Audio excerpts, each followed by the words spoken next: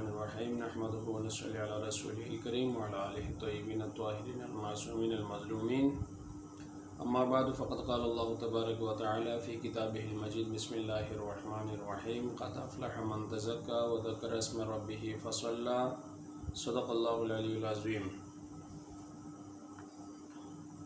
ماہ سیام کا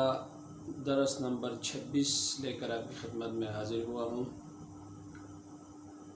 اس درس میں گزشتہ روز ہم نے فطرے کے حوالے سے بات کی تھی کہ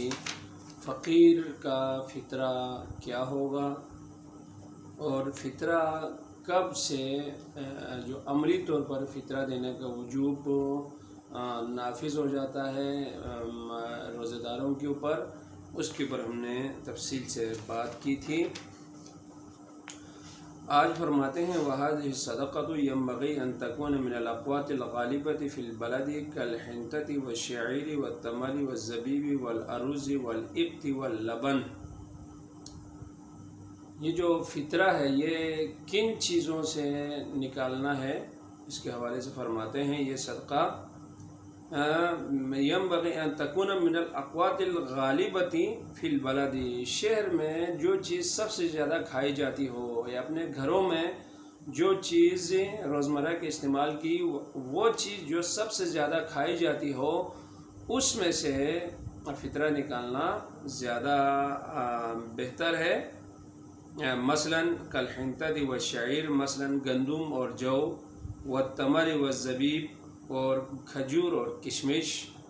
والارز والابت واللبن، چاول، پنیر، دودھ، یہ تمام وہ چیزیں ہیں جو ہمارے گھروں میں روزانہ سب سے زیادہ استعمال ہونے والی چیزیں ہیں۔ ان میں سے آپ کسی بھی چیز کا جنس ایک سوا کے حساب سے آپ فطرے کے طور پہ نکالنا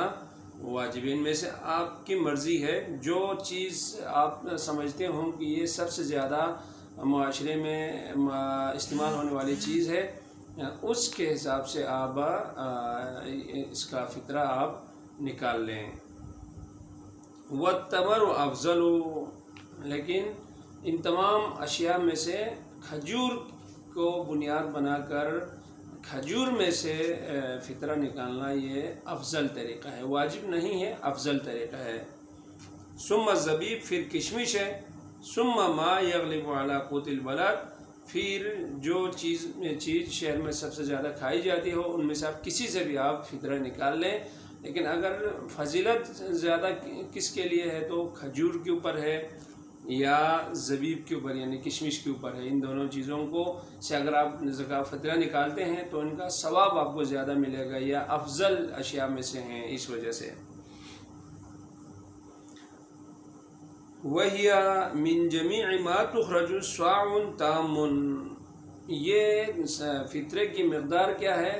جس چیز سے بھی آپ فطرہ نکالیں ایک مکمل صاع جو ہے فطرہ نکالنا ہے۔ وَأَتَمُّ مَقَادِرِهِ 9 أرطال بالعراقی، اگر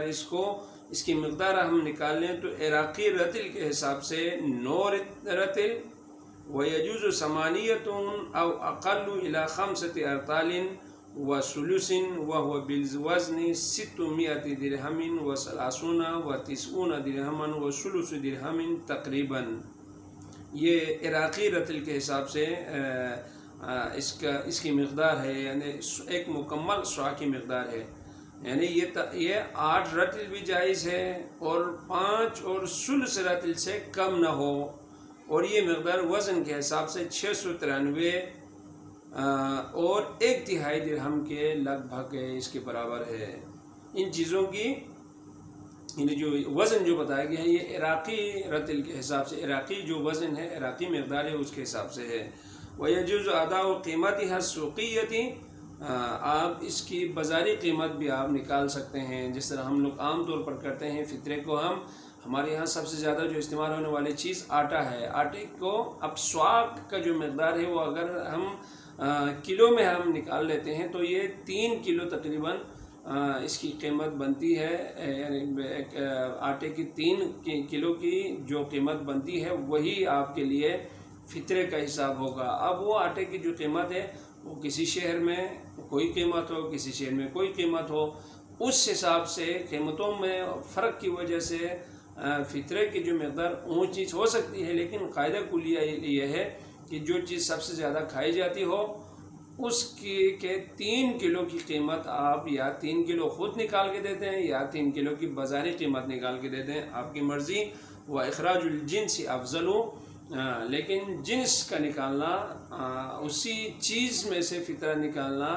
یعنی آٹے کے میں سے اگر آپ فطرہ نکالنا چاہتے ہیں تو آٹا ہی نکالیں، یہ زیادہ بہتر ہے، کیونکہ چونکہ ہمارے یہاں اس موجودہ معاشرے میں ان چیزوں کو یعنی زیادہ اچھے طریقے سے کام میں نہیں لایا جاتا، یعنی آپ ایک جگہ پہ بہت زیادہ اگر آپ آٹا جمع کر لیں، وہ ایک زمانہ تھا جب غربت تھی، جب یعنی ضروری اشیاء کی زیادہ ضرورت ہوتی تھی، لیکن اب موجودہ دور میں ان کی جگہ جو قیمت ہے، جو پیسے ہیں، ان کی احتیاج مندی زیادہ ہے۔ اس وجہ سے ہمارے معاشرے میں ہم عام طور پر فطرہ پیسوں کی شکل میں ہم نکالتے ہیں، یعنی قیمت سوقیہ جسے کہا جاتا ہے وہ نکالتے ہیں، وہ بھی بالکل ٹھیک ہے۔ کل ہم انشاءاللہ تعالی فطرہ کے مصارف، فطرہ کن مستحقین کو دیا جانا چاہیے اس کے اوپر کل ہم بات کریں گے انشاءاللہ تعالی۔ کل ہم نے 25ویں رمضان کی دعا اور اس کا ثواب آپ کے گوش گزار کیا تھا، 26ویں رمضان کی دعا اور اس کا ثواب۔ اگر کوئی رمضان کی 26ویں تاریخ کو روزہ رکھ کے اس دعا کو پڑھے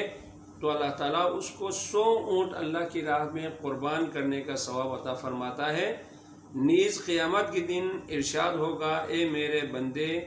تو غمگین نہ ہو، تمہارے تمام گناہ بخش دیے جائیں گے۔ دعا یہ ہے، اعوذ باللہ من الشیطان الرجیم، بسم اللہ الرحمن الرحیم، اللہم اجعلنی سعی فیہ مشکورا وذنبی فیہ مغفورا وعینی فیہ مستورا وحجی فیہ مبرورا وَأَعِنِّي بِجُودِكَ يَا أَسْمَعَ السَّامِعِينَ بِرَحْمَتِكَ يَا أَرْحَمَ الرَّاحِمِينَ اللہم صلی علی محمد وآل محمد۔ پروردگار میری کوشش کو اس ماہ مبارک میں شکر گزار قرار دے، میرے گناہ کو اس میں بخشش شدہ قرار دے، میرے عیب کو اس میں مستور قرار دے، اور میرے حج کو اس میں مقبول قرار دے، مجھے اپنے کرم سے میری مدد فرما، اے سننے والوں میں سب سے زیادہ سننے والے، اے سب سے زیادہ رحم والے، تیری رحمت کا واسطہ۔ اللہم صلی علی محمد وآل محمد برحمتک یا ارحم الراحمین۔